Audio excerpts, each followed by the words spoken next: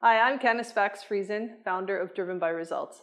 Today we're going to be talking about looking at your daily schedule and scheduling in general.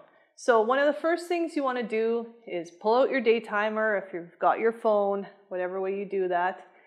We're going to look at scheduling your daily appointments first. So figure out which work appointments you have, fill those all in. And that's your first start, right? The second thing you want to do is put in your personal appointments. So if you need to run kids to hockey practice, you've got a haircut appointment, anything like that, make sure that those are also filled in and time blocked off. The third thing is prospecting. So we want to look at your phone calls that you need to make, different lunch dates. Maybe you're going to do pop-bys and stop by somebody's home with a small gift, or just say, oh, I was in the area, I want to pop by. So we want to schedule those in. Now, phone calls could include to past clients, to center of influence, so people you know, again, people from your database, or friends in the business. So we want to make sure that we're consistently contacting and prospecting with people that we know for potential business coming up in the future. Lunch dates are a great way to, again, do business face-to-face and to talk with people. And build rapport, right? And so often we get a little bit lazy and we just focus on our online presence and our social media, but it's really important to do the face-to-face and build those relationships.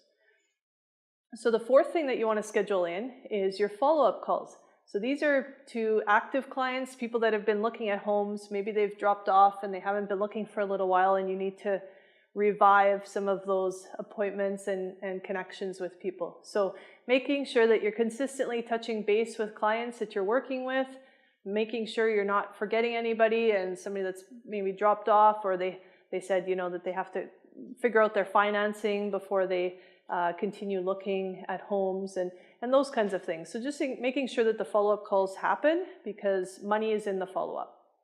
So when you're looking at your daily schedule, one of the problems with real estate and with realtors is that, we don't work an honest 40-hour week, right? And so when you're looking at your schedule, you've got it in front of you, and you've filled in some of those appointment times and the follow-up calls and your prospecting calls, you want to make sure that you actually have 40 hours there.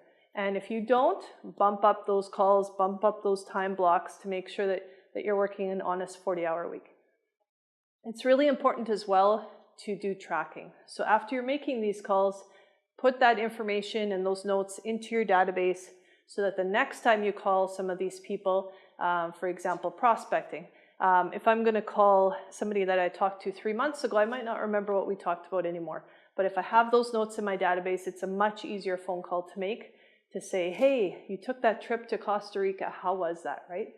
And so tracking is really important, and it makes our job so much easier. So as I said earlier, make sure that you're working that 40-hour week.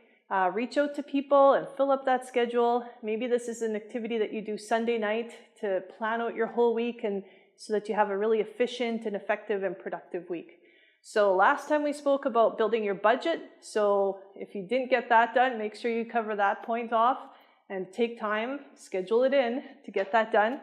And next step is looking at building up your schedule and being consistent with having everything time blocked and having a great 40-hour week.